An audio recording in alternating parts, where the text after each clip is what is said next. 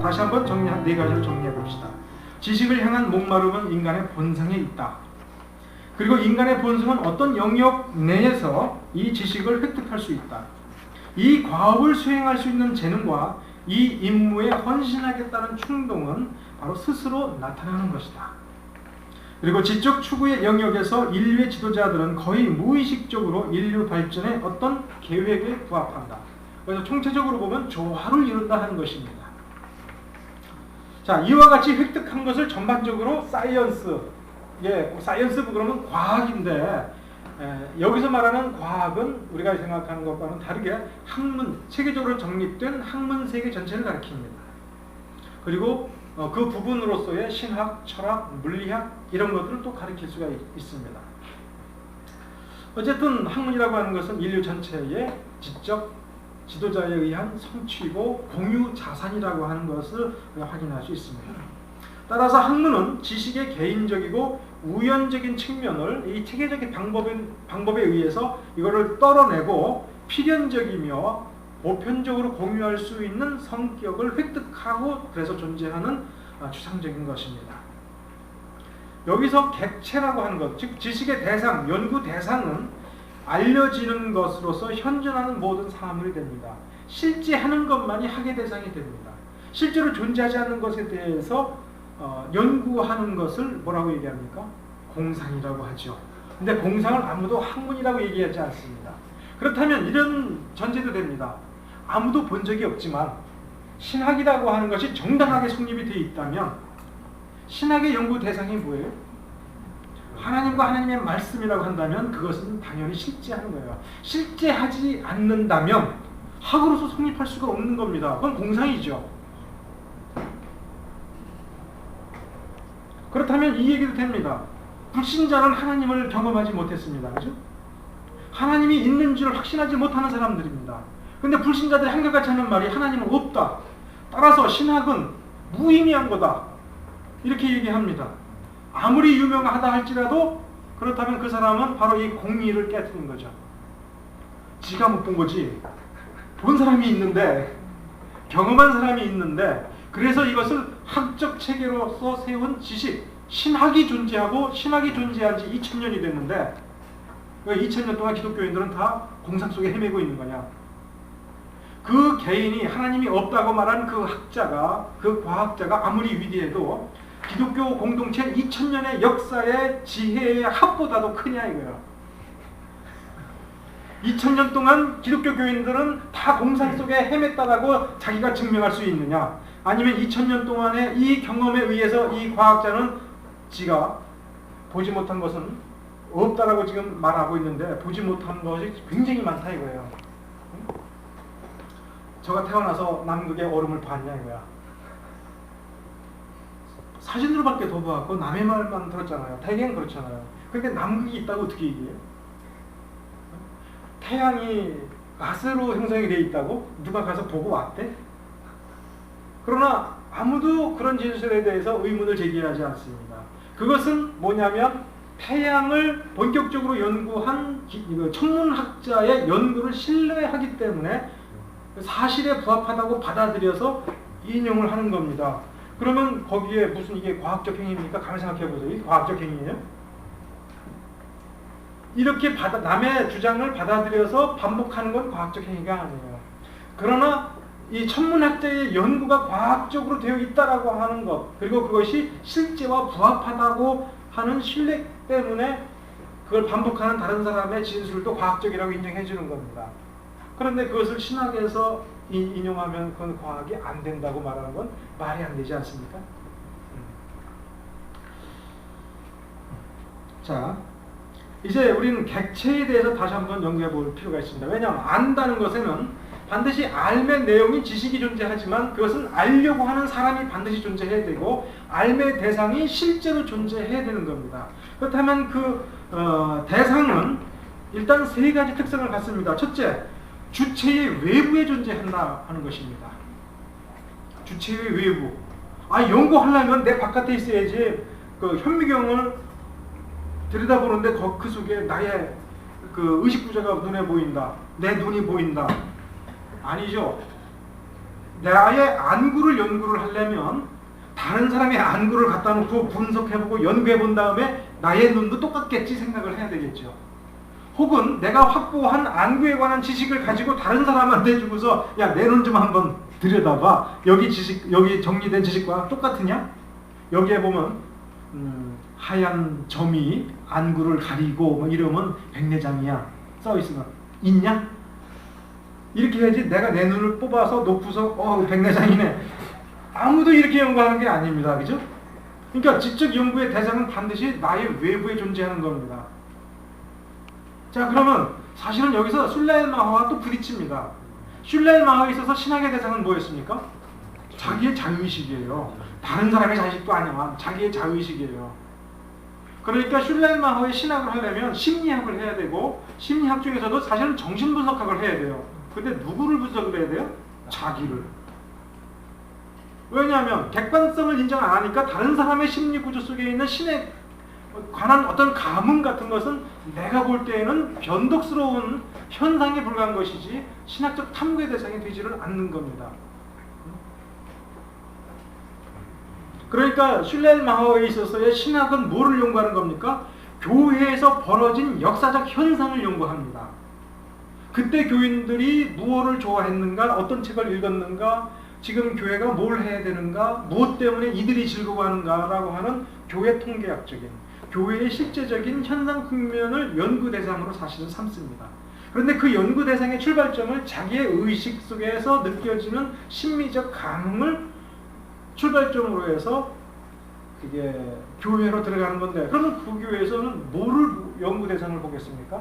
어떤 객관적 실제가 아니라 교회의 심리적 어떤 심미적인 어떤 현상들을 주로 보려고 하고, 도덕적으로 어떤 행위, 이 도덕성 같은 것을 연구의 초점으로 삼겠죠.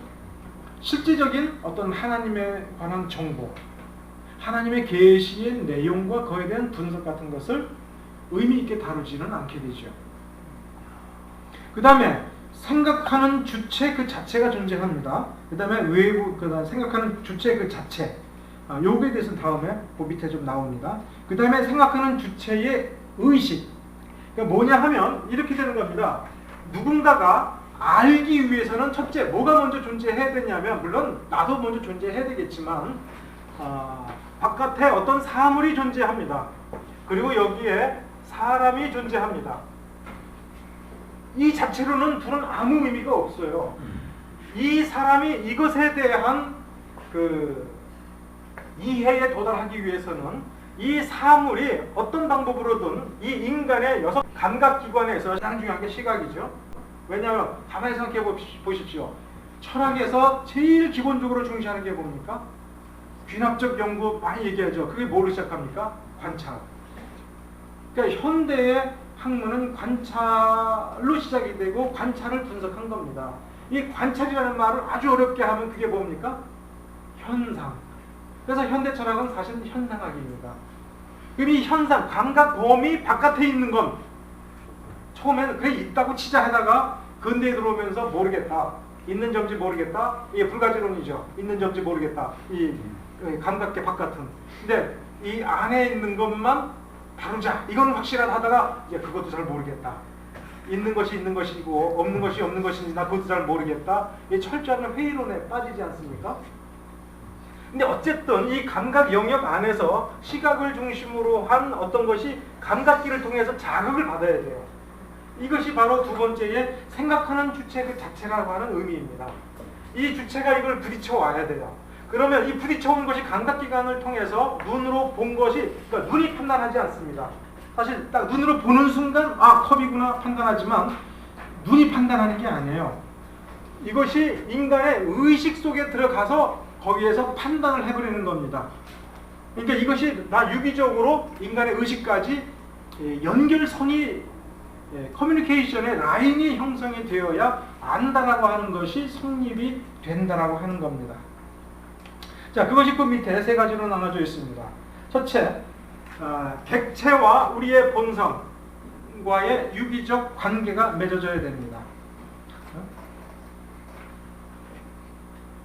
그 다음에 그 객체와 우리 의식 사이에 유기적 관계를 맺어야 알미, 그 다음에 연구가 존재하게 됩니다. 그런데 여기서 우리가 현대 심리학과 이 옛날 신학과의 다른 점은, 현대 심리학은 인간의 내면을 지정의로 나누죠.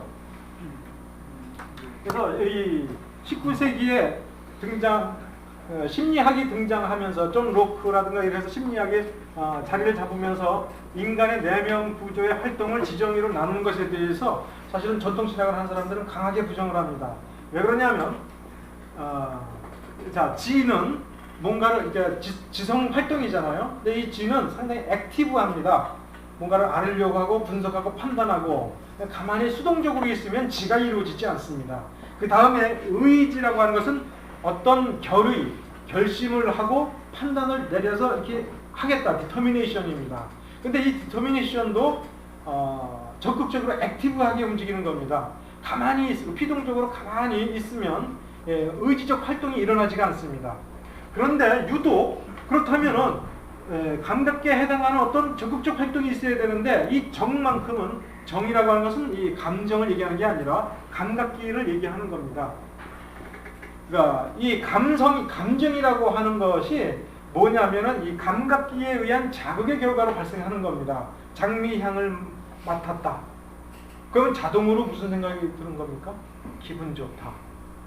그 다음에 누가 죽었다. 그걸 알게 된 거예요. 보고 알게 된 거예요. 그러면 슬퍼지는 거죠. 그러니까 이 정은 감각기와 연결된 것으로의 파생적 산물로서의 정서가 나오는 건데, 심리학에서는 이 정서가 연구의 관심 대상이 된 것은 그것도 상당히 후기이고, 이 심리학적 이 구조를 얘기할 때는 그러므로 감성은 변덕스러운 것이고 연구 대상이 될 수 없다. 그래서 칸트도 무시해버린 겁니다. 그걸 무시해버리고 단순히 이것을 감각기구라고 하는 도구, 수단, 채널을 중시해본다면, 이 정의 특징은 근본적으로 피동성에 있습니다. 즉 외부 사물이 자극을 주어야만이 자극을 받아들입니다. 그렇죠? 뜨거운 것이 내 몸에 부딪히기 전까지는 뜨겁다라고 하는 감각을 못해요. 그리고 뜨거운 것이 왔기 때문에 뜨겁다고 느끼게 되죠. 적극적으로 뜨겁다는 걸 느끼려고 해서 되는 게 아니죠. 물론 신학적으로 이렇게 되면 사실 신학적으로도 큰 문제가 생깁니다. 요거를 인정을 해버리면 어떻게 왜 그렇습니까? 여기에다 요것만이 아니라 원래 이 신학적 분석의 뿌리에는 뭐가 있냐면 백지설이 있는 겁니다. 존 로크의 백지설은 뭐냐면, 인간은 태어날 때의 그 의식 속에 무슨 상태로?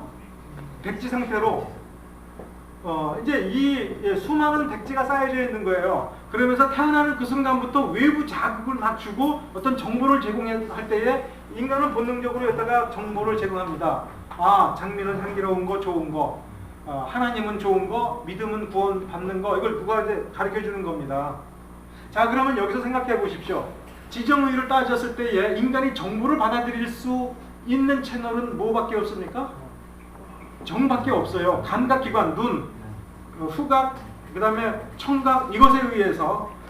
그런데 가만히 생각해 보세요. 인간이 하나님에 관한 관념, 어떤 일체의 관념도 태어날 때는 아무것도 관념을 가지고 나온 게 없어요.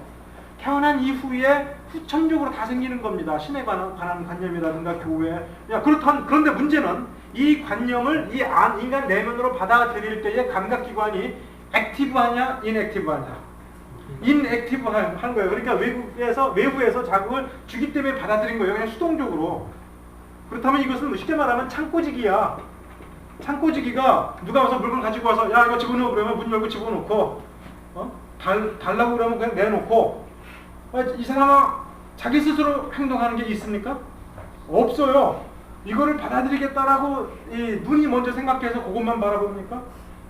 자, 이렇게 되면 이 심리적 구조로 교육을 받게 되면은 뭐를 이해를 못하냐면 원죄를 이해를 못합니다. 왜? 죄가 이 사람 마음속에 생겼다면 이건 누구한테서 들어온 겁니까? 외부로부터 들어온 거잖아요. 외부로부터. 그럼 이 사람에게 책임이 있습니까? 인간에게 책임이 없는 겁니다. 그런데 하나님이 너는 원죄 죄인이니까 처벌하겠다, 심판하겠다. 아니, 가만히 생각해 보십시오. 원인이 어디에 있는데? 인간 내부에게는 원인이 있습니까? 없어요. 그러면 이제 당연히 의문시되는 거예요. 하나님은 왜 죄 없는 사람을 심판하신다고 하지? 죄라고 하는 것이 자기가 알고 판단 내리고 저질렀으면 심판받아야겠죠. 그런데 처음에 이렇게 따지면 죄라고 하는 죄악된 행위라고 하는 것을 처음 저질렀을 때 이 사람은 처음에 죄로 먼저 물들었겠죠. 이 물들은 게 어디서 온 거예요? 외부로부터 왔죠. 그러면 누구를 잡아야 돼? 외부를 잡아야 된다 이거예요. 그래서 원죄 개념이 이 근대 심리학에 의하면은 이게 이해가 안 되는 겁니다. 근데 근대 심리학을 여러분은 고등학교 때부터 배웠어요. 그리고 대학의 철학 개론이라든가 심리학 개론 배우면 이것만 배우죠. 지정의. 그리고 나서 신학하려고 하니까 원죄가 뭐냐? 참 도대체 모르겠다. 뭐 이게 고백적으로는 알겠다 이거야. 교회에서 그렇게 가르쳤으니까 우리는 죄인입니다. 살고 나서 보면 나가 진짜 죄인 같아. 그런데 이해가 안 돼. 왜 심판하시지? 내가 짓지 않은 죄를 나한테 책임을 물으신다. 이게 이해가 안 되는 겁니다.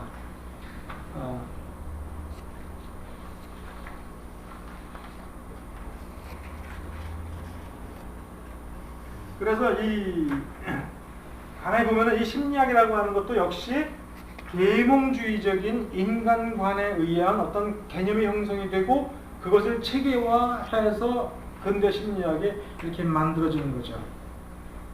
자, 다음에 좀 전 얘기로 돌아가서 외부에 인간 외부에 존재하는 사물과 인간 내부의 의식구조 속에 어떤 연계선 보이지 아니하는 커뮤니케이션의 라인이 형성이 되는 거죠. 감각기관을 통해서 눈을 통해서 들어가게 되는데 문제는 이 사물, 인간의 감각기, 그 다음에 인간의 의식과 사상세계를 연결해주는 이 라인은 사람에 따라서 상황에 따라 바뀔 수가 있는 겁니다. 변질될 수가 있어요. 즉, 그 인격의 완성도, 이 완성도, 그 다음에 신체적인 완성도, 그 다음에 자아의 성격. 그 사람이 낙천적인 성격이면 어떤 걸 받아도 기분 좋게 생각을 하고 긍정적으로 보는데 똑같은 자극을 받아도 어떤 사람은 굉장히 비관적으로 생각하고 비관적인 행동을 하게 되죠. 그러니까 그 사람의 신체 상태, 어린아이냐 어른이냐, 그 다음에 인격의 완성도, 그래서 포괄적이고 합리적이고 깊이 있게 생각할 줄을 아는 인품이냐, 아니면 그 다음에 성격적인 기질이 뭐냐에 따라서 이 연계선에 그래서 정보의 흐름이 상당히 영향을 받을 수가 있는 겁니다. 또 한 가지 우리가 주목해야 될 것은 서양의 사이언스는 지금 뭐로부터 출발했다고? 그 얘기도 제 4강에서 본격적으로 다루겠지만 전부 관찰에서 시작했다고 되어 있죠. 그래서 제일 중요한 감각기관이 뭡니까? 눈이죠. 그런데 이 세상에는 물질적인 것이 있고 비물질적인 것이 있습니다.